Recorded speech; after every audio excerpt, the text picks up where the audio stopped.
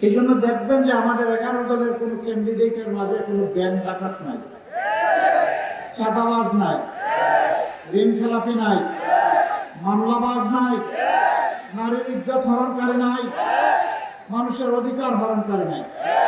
আমরা বেছে বেছে গুনে গুনে চেষ্টা করেছি। এরপরে ভুল হলে আল্লাহ যেন আমাদেরকে ক্ষমা করে।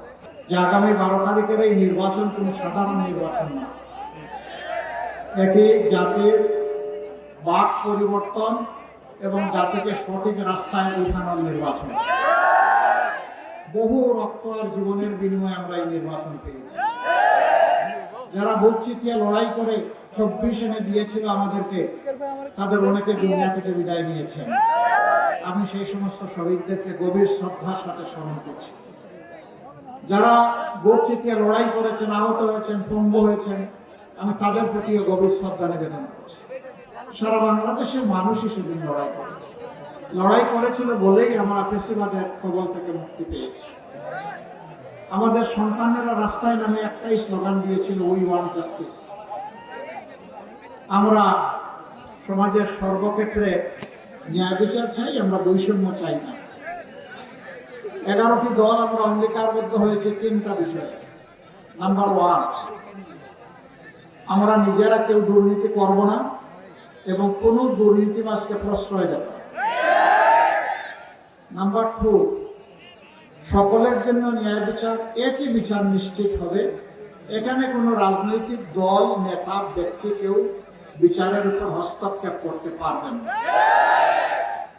নাম্বার 3, যেই আকাঙ্ক্ষাকে বুকে ধারণ করে বাংলাদেশের মানুষের সত্যিকার মুক্তির জন্য জুলাই সংগঠিত হয়েছে, সেই জুলাই সনদ এবং সংস্কারের সমস্ত প্রস্তাব মেনে নিয়ে তা বাস্তবায়নের ওয়াদা করতে হবে। এই 3 শর্তে যারা একত্রিত হয়েছেন, আমরাই 11 দল একত্রিত হয়েছি।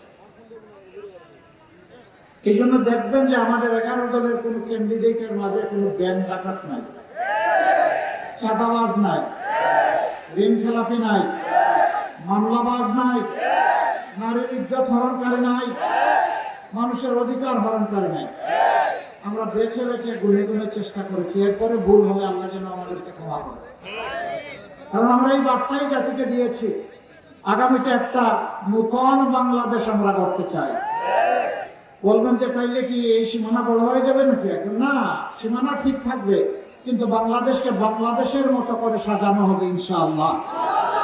অনেকে বলে এটা সিঙ্গাপুর হবে, কানাডা হবে, আমরা বলি না, এটা ইনশাআল্লাহ উত্তম বাংলাদেশ হবে। এই বাংলাদেশের প্রত্যেকটি নাগরিক সে পরিচয় দিয়ে বলবে, আলহামদুলিল্লাহ আমি একজন বাংলাদেশী।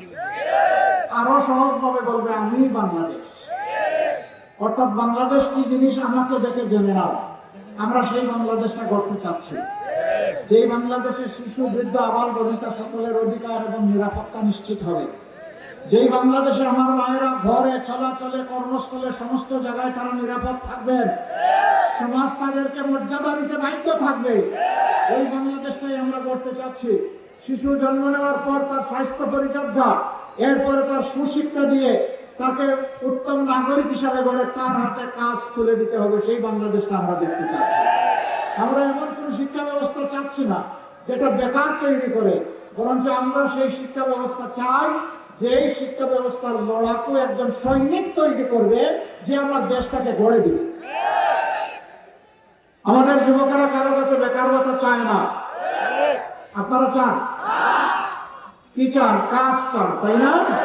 আমরা ওয়াদাবদ্ধ, আমরা গ্রামীণ অর্থনীতিকে আমরা পাল্টে দিব ইনশাআল্লাহ। প্রত্যেকটা গ্রামে বসে শিক্ষিত যুবকেরা তারা সেখানে স্বাচ্ছন্দ্য মতো জীবনযাপন করবে আর রাষ্ট্রীয় উন্নয়নে অবদান রাখবে। এরপরে যাদের আরো বেশি প্রয়োজন, আরো বেশি যোগ্যতা আছে, তারা যাবে বড় বড় শহরে যাবে। যাদের আরো বেশি যোগ্যতা আছে তারা দুনিয়ার বহু জায়গায় পৌঁছে যাবে ইনশাআল্লাহ।